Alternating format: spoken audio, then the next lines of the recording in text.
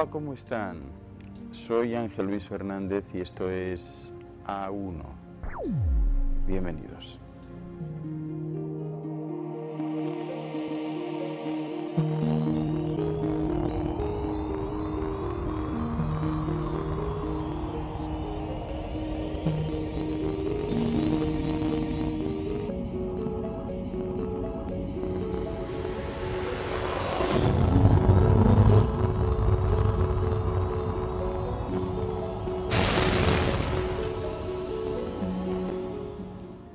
A1 es un programa de investigación y de búsqueda de la verdad perdida, de desvelar misterios y enigmas, de descubrir los secretos y recuerdos del futuro.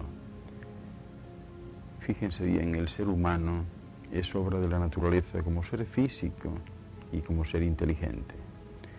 De ello se deduce que no solo todo su ser, sino todas sus acciones, su voluntad, su inteligencia y sus sentimientos están inexorablemente sometidos a las leyes que rigen los universos, con la posibilidad de elegir libremente.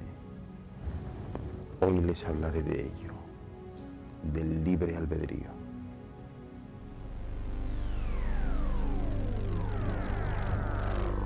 Solo una observación superficial y limitada del ser humano puede admitir que las acciones de los pueblos y de los seres humanos pues son el resultado de un completo libre albedrío con conciencia de sí mismo. Por el contrario, un estudio más profundo pues les puede hacer ver que el individuo se halla en tan íntima relación con la naturaleza que el libre albedrío y la espontaneidad pues juegan un papel muy secundario en sus acciones. El desglose que les voy a hacer muestra que todos los fenómenos que se han atribuido hasta ahora a la casualidad y al libre albedrío están en realidad regidos por determinadas leyes. La libertad humana de que tanto se envanecen, ¿verdad?, los seres humanos, pues no es más que la conciencia de su voluntad y la ignorancia de las causas que la determinan.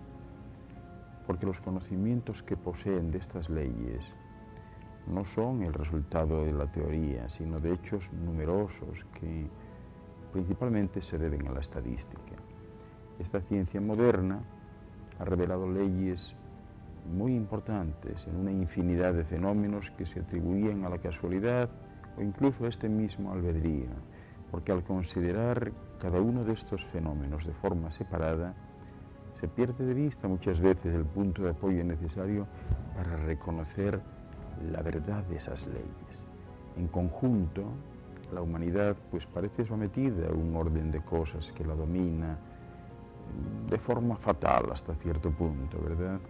Puede decirse sin exageración que la mayor parte de los médicos y psicólogos prácticos se colocan hoy en la antigua controversia de la libertad humana al lado de aquellos que sostienen que los actos de los seres humanos dependen siempre y en última instancia de ciertas necesidades físicas y que el libre albedrío pues juega un papel muy subordinado y a veces nulo en todo acto aislado. Las acciones y la conducta de las personas dependen del carácter, de las costumbres y del juicio incluso del pueblo o nación al que pertenezcan. Pero esa misma nación es en cierto modo un producto necesario de las relaciones exteriores en que viven y en que se han desarrollado. Y así como el carácter y la historia de los pueblos dependen por regla general de las relaciones de la naturaleza del país y del estado social de donde han tomado desarrollo, pues asimismo cada persona por su parte es también el producto, o si quieren el resultado, de efectos exteriores e interiores de la propia naturaleza. Y no solo en cuanto a su existencia física y moral, sino también en todos y cada uno de los momentos de su acción. Esta acción depende en primer lugar de su individualidad intelectual. Pero claro, ¿cuál es esa individualidad intelectual que obra de una manera absoluta sobre el ser humano y que determina su conducta sin hablar de las circunstancias exteriores que intervienen en ella. ¿Cuál es? Debemos considerar que el libre albedrío no hace sino un papel más bien subordinado. Es más esa individualidad intelectual que el resultado necesario de esas disposiciones corporales e intelectuales que vienen motivadas por la educación, por la instrucción, el ejemplo, la posición o la fortuna, no sé, el sexo, la nacionalidad, incluso por el clima, por el suelo o por la época.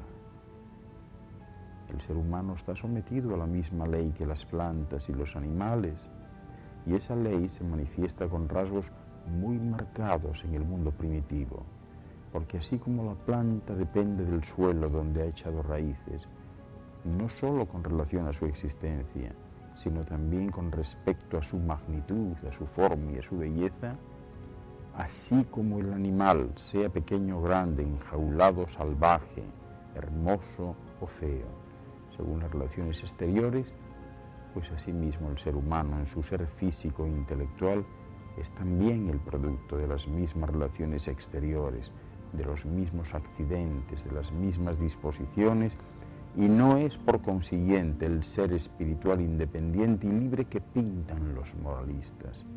Hay quien tiene instintos benévolos y todas sus acciones revelan ese rasgo característico. Es caritativo, a veces conciliador, amado de todo el mundo, y no tiene otro goce que satisfacer ese instinto.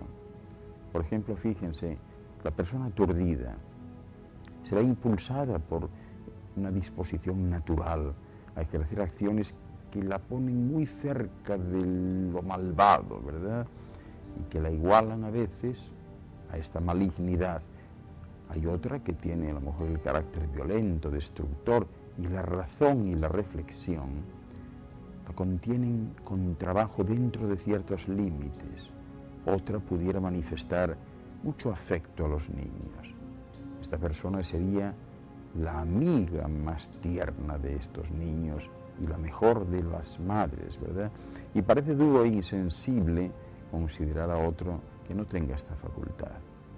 Si hablamos de la vanidad o del deseo de agradar, pues puede ser causa de los mayores crímenes o de las más perversas acciones, y la firmeza y energía de carácter puede definitivamente conducir a un ser humano dotado de talentos muy medianos hasta los más brillantes resultados de la fortuna. ¡Cuántas perversidades! Y qué increíbles excesos no ha causado el instinto del ser humano hacia todo lo que llaman sobrenatural. Todas esas inclinaciones que se desarrollan bien por sus disposiciones naturales o bien por las adquiridas, bien por la educación, la cultura o el ejemplo, ejercen tal imperio sobre el ser humano que casi nada puede sobre ellas, ni la reflexión, ni la religión. Por experiencia ya saben que el ser humano gusta de seguir sus instintos. Se socorre a un ser humano que sufre y se hace no porque las leyes de la moral así lo dicten, sino porque la compasión induce a ello. Y es cierto que sucede muchas veces que un ser humano, conocedor de su carácter, sabedor de las faltas que cometerá, pues es incapaz de luchar con éxito contra esta fuerza intelectual. De ahí provienen las muchísimas y extrañas contradicciones que se observan en la naturaleza moral del ser humano. La piedad y el amor a los niños, los sentimientos morales que llegan hasta el enternecimiento en los mayores criminales, pues son cosas que no se pueden explicar, sino en virtud de ese impulso natural. Y no solo por la naturaleza moral del ser humano, sino también por cada una de sus acciones, a menos que no emanen de esa misma naturaleza, pues están en parte determinadas y dominadas por influencias físicas que limitan el libre albedrío. Pero en realidad, pueden decirme ustedes ¿quién no conoce la fuerza que ejerce el influjo del clima y de la temperatura sobre el espíritu, por ejemplo? ¿Y quién no lo ha experimentado en sí mismo? Las resoluciones varían con el barómetro y una porción de cosas que crean haber hecho por su propia iniciativa y voluntad han sido en realidad el resultado de esas condiciones ambientales. Y del mismo modo las disposiciones corporales ejercen también un influjo casi irresistible sobre las disposiciones intelectuales y sobre todo tipo de resoluciones. Ya saben que el joven tiene otras ideas distintas de las que pueda tener el anciano. El ser humano que está acostado piensa de un modo distinto que el que está de pie. El que tiene hambre piensa de forma diferente del que está harto. El que está alegre, de otro modo, piensa de otro modo al que está triste o irritado, y así sucesivamente.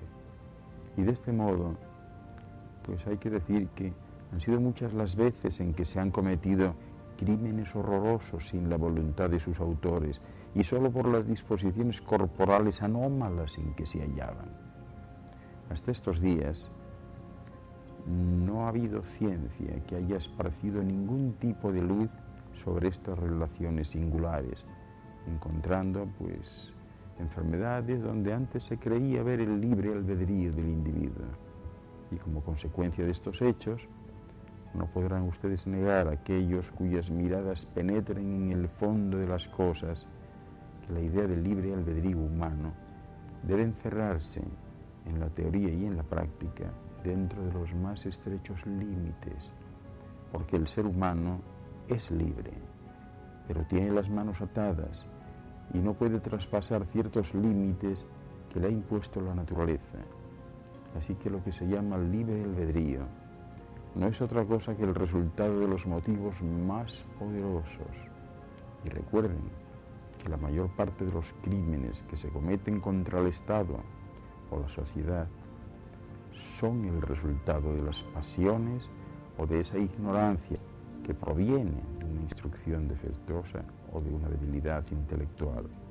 El ser humano instruido sabe evitar los obstáculos que le molestan sin violar la ley, pero el ser humano inculto no tiene otro medio que el crimen para conseguir ciertos deseos, es decir, es víctima de su posición.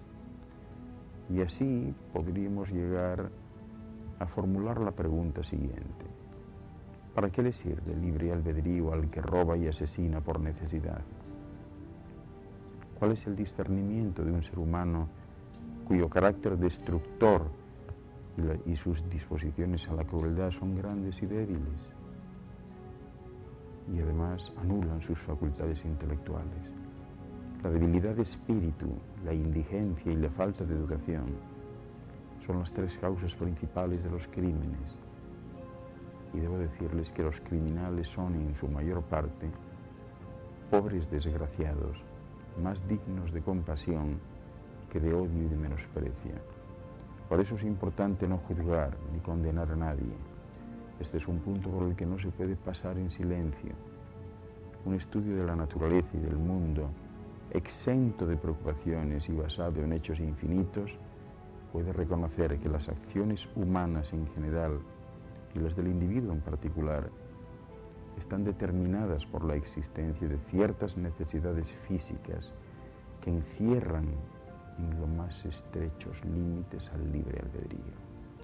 De aquí, pues es posible deducir que los partidarios de esta doctrina traten de negar el discernimiento del crimen, absolver a todos los criminales y precipitar a la sociedad en la anarquía. Pero eso no es necesariamente así. De eso les seguiré hablando en el siguiente bloque. No se vayan, que enseguida regreso. Hasta ahora.